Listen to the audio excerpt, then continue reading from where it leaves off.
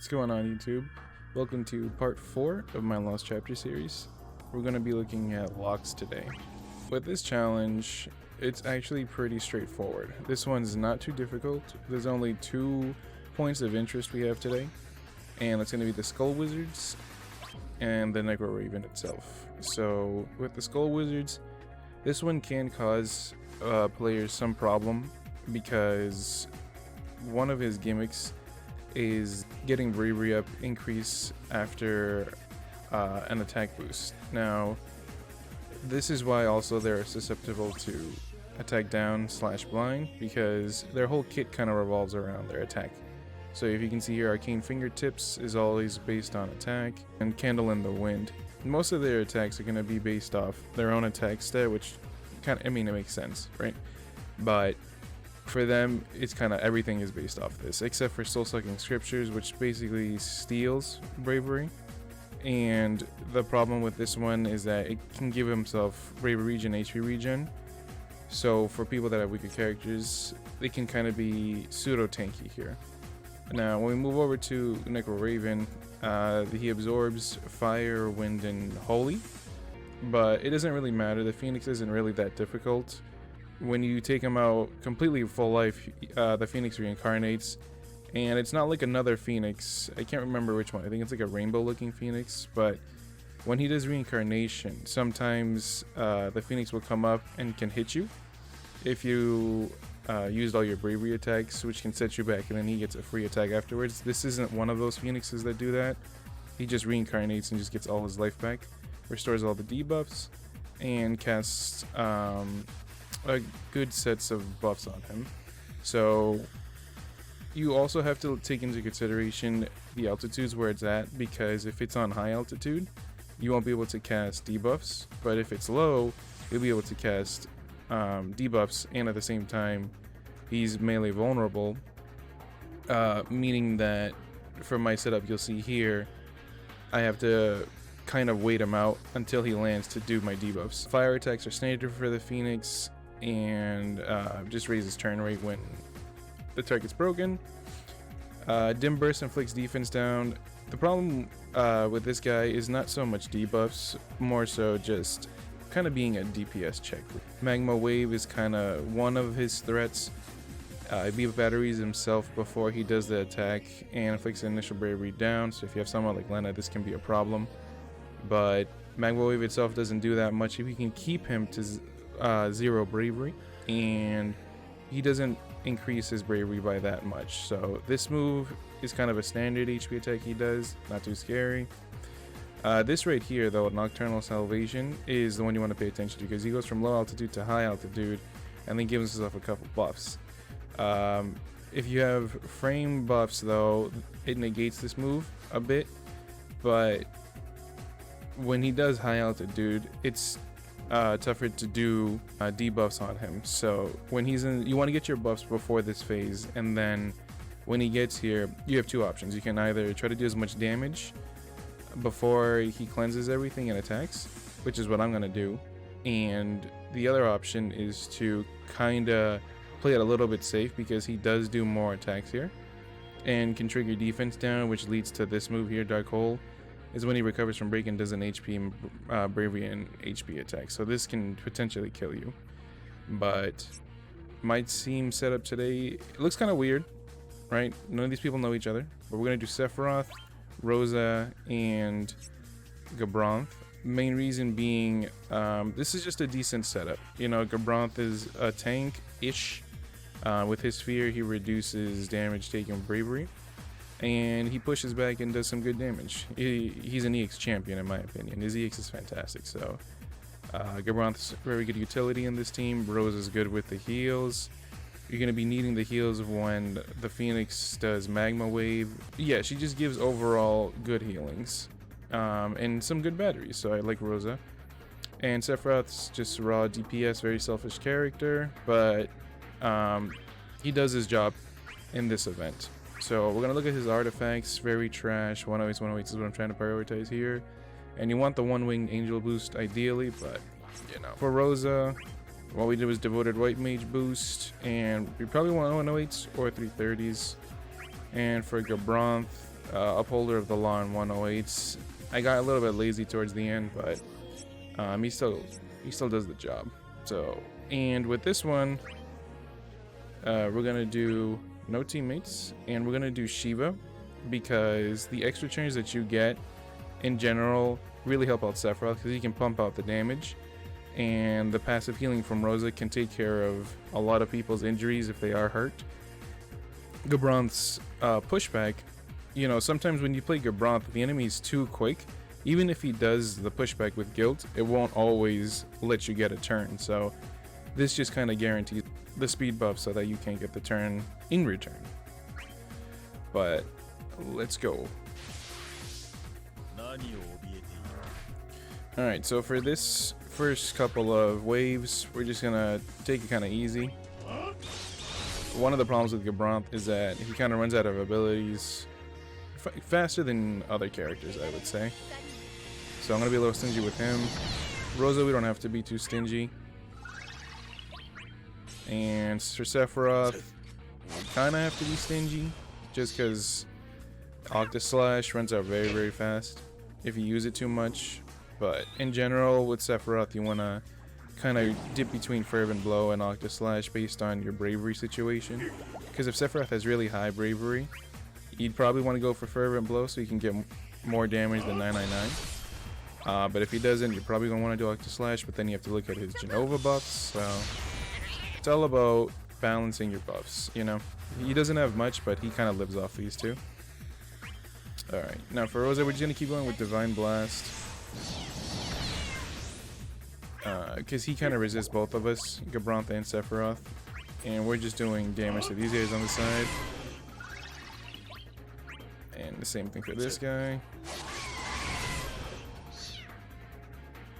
So he's going to attack Gabranth, but he can take it because his sphere and his natural ability to reduce bravery damage is very good.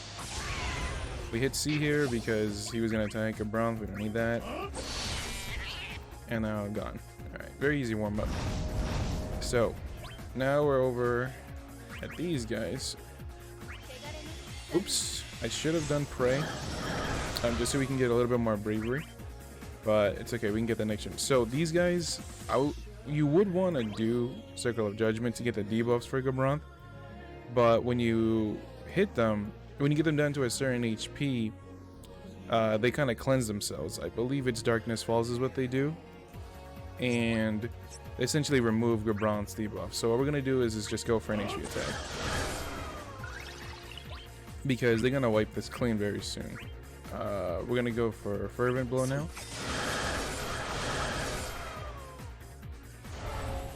So yeah, look right here. If he has any buffs, these two are going to go away. So we want this to happen first so we can get rid of the buffs. And now we're going to go ahead and do it again. So we trigger V's Darkness Falls. So when they do that move, Brazenly Smiles, that means Candle and Wind is going to be next, guaranteed every time. So here we're actually going to pray. I don't want to do Luminous Area yet because we won't get the full effect. And now we'll do Circle of Judgment. See, so now we have 4 buffs, which is the minimum requirement for Gabranth. So when he does Guilt and Quickening, he pushes back 1 turn. So let's continue. Here we're not prioritizing anybody in particular. We can do B just because he's going to die real soon. But to me these are equal threats because they both have the same debuffs, same attack patterns. So now you're going to see Guild can push back here. And bam, he's gone, just like that. So he's going to go for a Rosa, which is totally fine. I believe that move tries to steal Bravery, if I'm not mistaken. We're going to do this so that we can get a Genova Reunion stack smacks, I'm sorry. And then here we're going to go for a Divine Blast. When you have the free turn like that from Lumina's Arrow, it's situational. You'll pick between the Divine Blast and Prey. But most of the times you usually want to do is Prey. But here we just used Prey a little bit ago, so we don't need to. Let's do Quickening. This should kill, I think. This is why he's an EX Legend right now.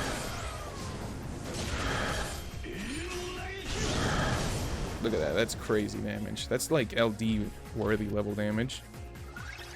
Oh, but once he gets his LD, he's actually ridiculous. So definitely we'll see more of him in the future. I didn't have to Fervent Blow there, but Sephiroth is kind of on a flow here, and you don't want to interrupt that, so I just did it so we can keep this moving. So pretty clean so far, pretty easy. And now we're on the Phoenix.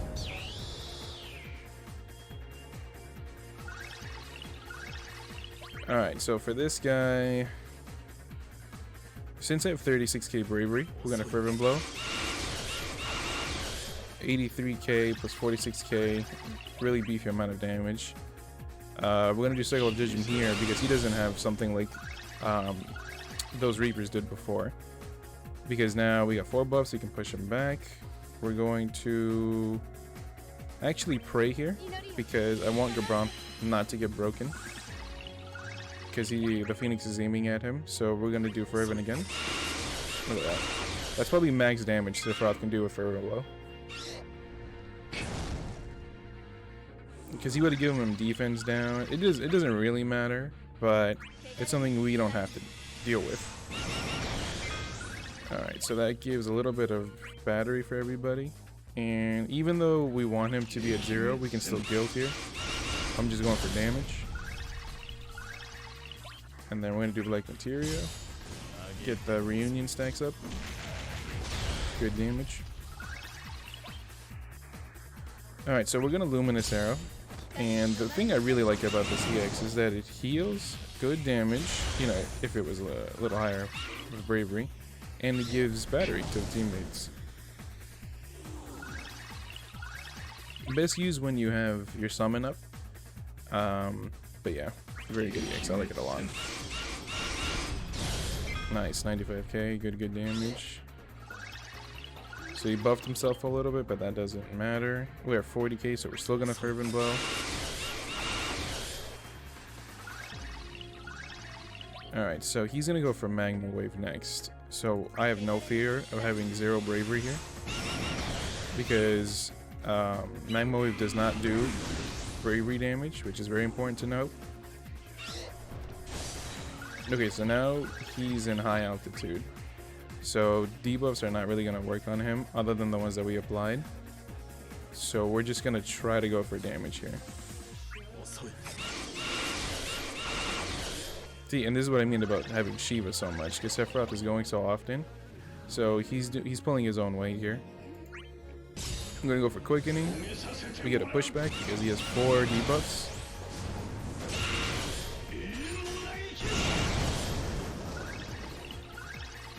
And then this is what I mean about Rosa's passive, dealing with Magma Wave. This is why I brought her. I initially brought Warrior of Light, but he was okay. But I like Rosa more, so I think this was just more fun, in my opinion. Also, Warrior of Light was kind of overkill, because this boss literally couldn't do anything to me.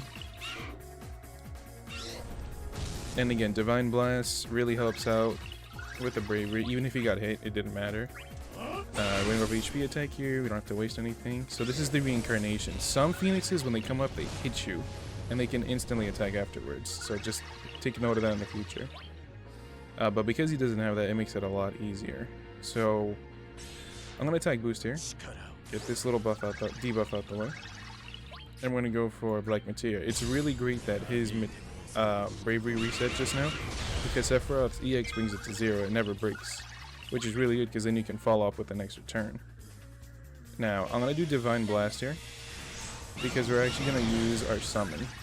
Oh, I'm so foolish. I have to wait for him to land. So even though this is not going to do anything, because right after he reincarnates, he can't be debuffed, we want to use it to charge up his meter so that he can get his EX back quicker. So now he can get debuffed. We're going to do Fervent Blow.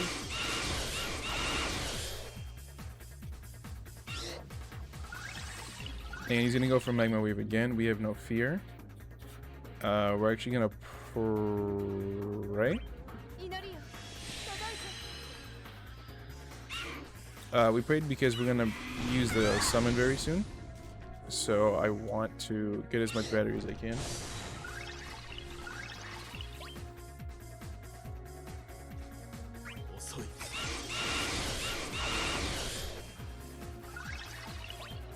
Alright, so this is perfect. So now we can get the Circle of Judgment debuffs off, which is 4.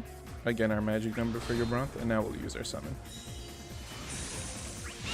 And this is also why she's also good with the EX and summons, because that battery again only gets higher because she does more damage.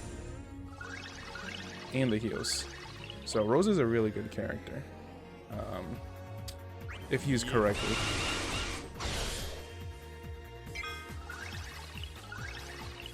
And now we got the quickening, so this one's gonna be beefy.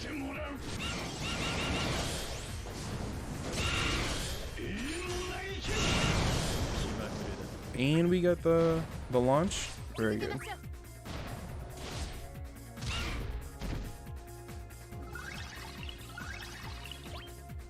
Alright, so now we're gonna go for Black Materia. Reset the Reunion stack. Max damage. We're gonna go for Divine Blast here. Get a little bit of battery for us, which is fantastic for your Braum. He's probably gonna cap here. Yeah. Great damage. I don't think he's gonna be able to attack by the time we finish our rotations. So we Divine Blast again. I should have C65 there, but it's okay. I think he's dead. And there you have it. This one was fairly easy. The only thing I would recommend with this boss is try to keep him low bravery so that you don't have to deal with Magma Wave constantly. Trying to heal up Magma Wave. And just note when you can and can't debuff him if you plan to make a team for it.